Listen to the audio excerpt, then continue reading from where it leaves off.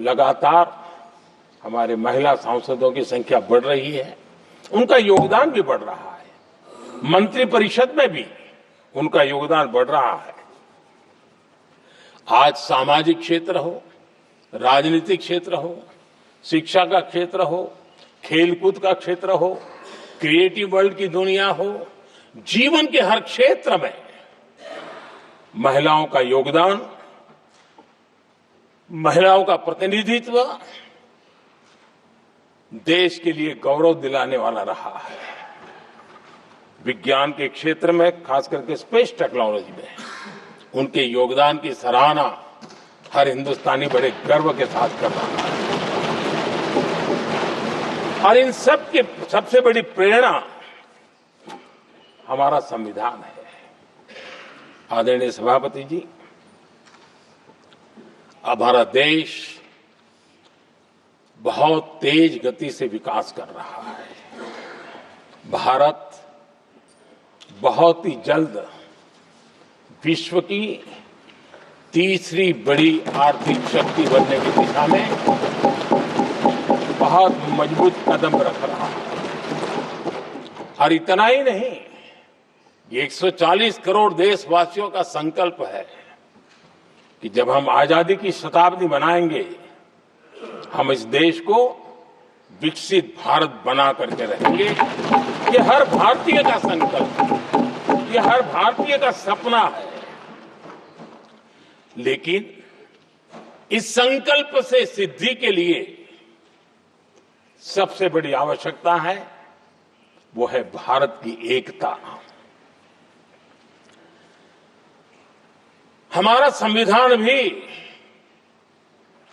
भारत की एकता का आधार है।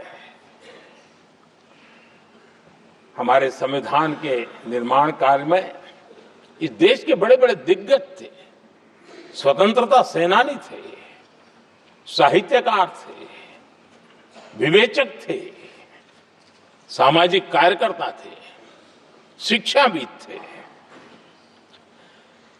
कई फील्ड के प्रोफेशनल्स थे, मजदूर नेता थे, किसान नेता थे, समाज के हर वर्ग का प्रतिनिधित्व था और सबके सब भारत की एकता के प्रति बहुत ही संवेदनशील थे। जीवन के भिन्न भिन्न क्षेत्र से आए हुए, देश के अलग अलग भूभाग से आए हुए सभी लोग इस बात के प्रति सजग थे। और बाबा साहब अंबेडकर जी ने चेताया था। मैं बाबा साहब का कोट पढ़ रहा हूं। बाबा साहब अंबेडकर ने कहा था, समस्या ये है कि देश में जो विविधता से भरा जनमानस है, उसे किस तरह एक मत किया जाए, कैसे देश के लोगों को एक दूसरे के साथ होकर निर्णय लेने के लिए प्रेरित किया जाए, जिससे कि देश में एकता की भावना स्थापित हो। आदरणीय सभापति जी, मुझे बड़े दुख के साथ कहना है कि आजादी के बाद एक तरफ संविधान निर्माताओं के दिल दिमाग में एकता थी, लेकिन आजादी के बाद विकृत मानसिकता के कारण या स्वार्थवश अगर सबसे बड़ा प्रहार हुआ तो देश की एकता के मूल भाव पर प्रहार हुआ।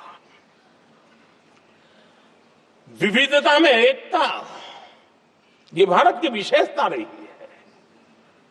हम विविधता को सेलिब्रेट करते हैं और इस देश की प्रगति भी विविधता को सेलिब्रेट करने में